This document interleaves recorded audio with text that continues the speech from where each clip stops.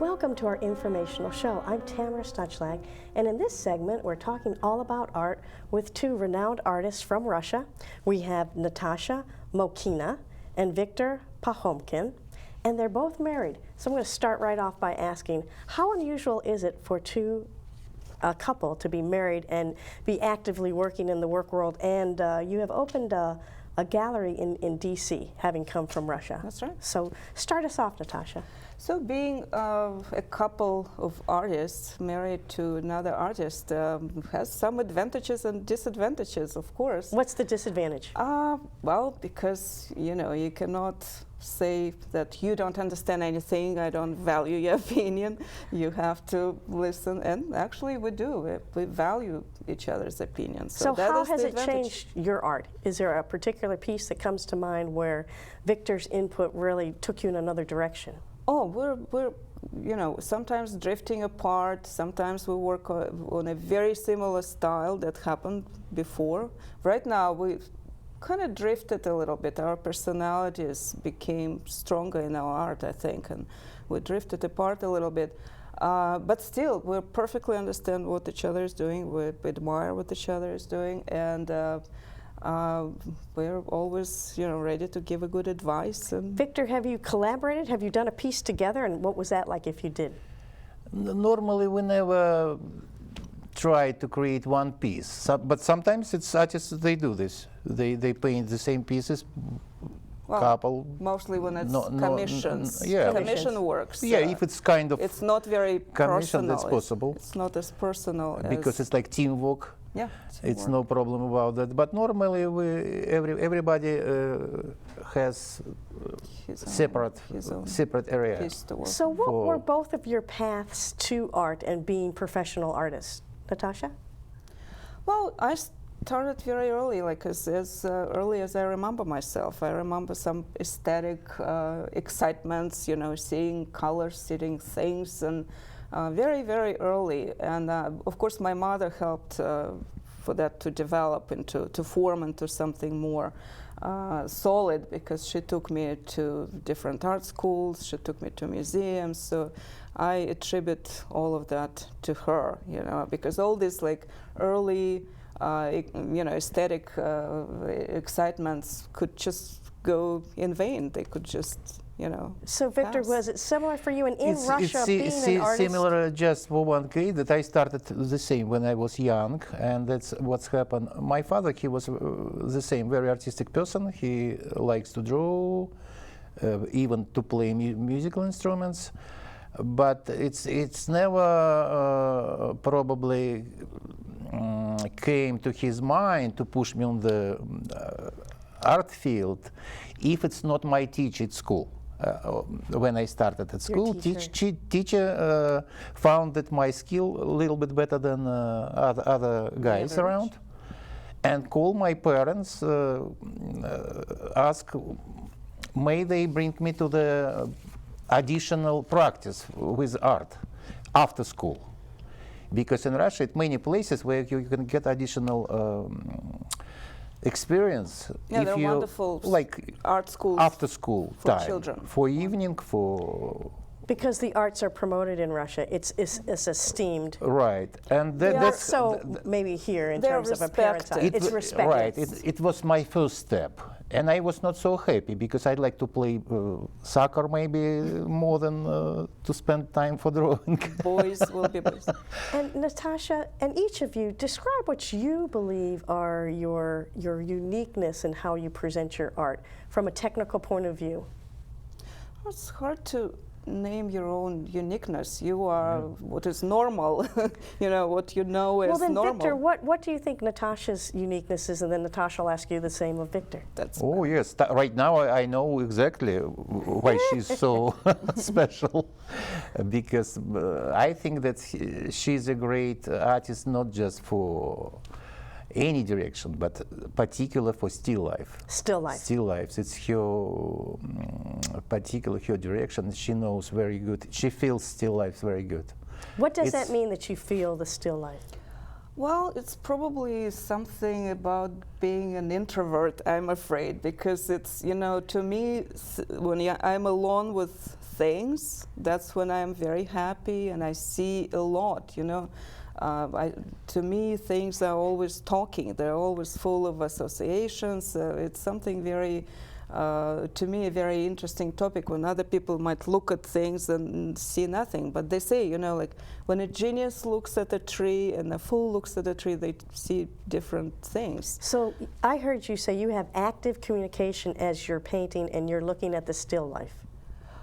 How do you mean? So you're seeing and you're having images come to you. It's very alive when you're painting. Right, right. To me, it's not just an object there. There's more happening. No, no, of course. It's like associations, cultural associations could be associated with some paintings or just life, your real life experience association. So I might look at a feather duster and I see, you know, a Dutch still life with a game, you know, and other people like say, what is that? It's just like a feather duster. A literal versus a literal. Right, but to me, things, their textures, they're full, alive. They're full of, exactly, right, full of life. And then Natasha, what are Victor's unique attributes in the world of art? I think I'm surprised, like looking, like following his artistic life, following his development, that he is so dedicated to St. Petersburg, to that urban St. Petersburg thing. And here we live in Bethesda. Our gallery is in Georgetown. It's not very like you know, dark urban like St. Petersburg could get, but that is still his theme. You know, like no matter where he lives and how long he lives, it's still his field. What does a city do to you? It's not about city. It's about first of all, St. Petersburg's unique city. If you know the history, because it's so special. It's any historical style. And from your point of view, it's so special because... In my part, it's of course it's different because I don't like places famous, where mostly people visited St. Petersburg when they came, like tourists. I have my own St. Petersburg. It's on the table, probably, unknown for mostly people. With some quite still courtyards. Sometimes it's old buildings with interesting structure. Sometimes it's gates, because St. Petersburg is so famous for gates. Normally, gates beautiful, especially if it's old gates. See, it's like old icon. It's sometimes it's not so well painted. To structure. The structure comes, yes. Rustic comes through.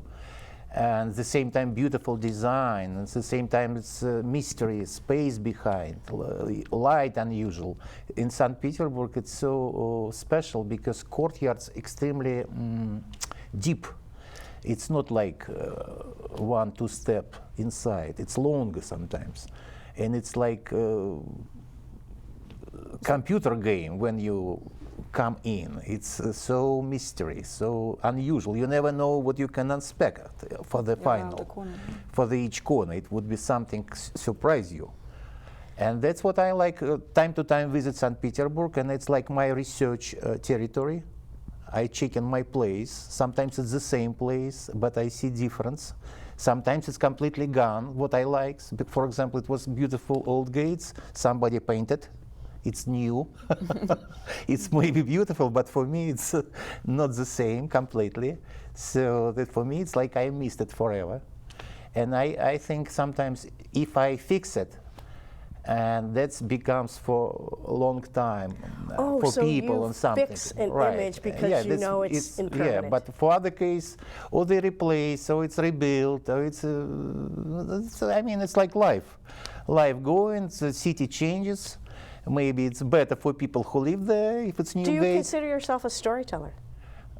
Yes, that's probably my other part like that.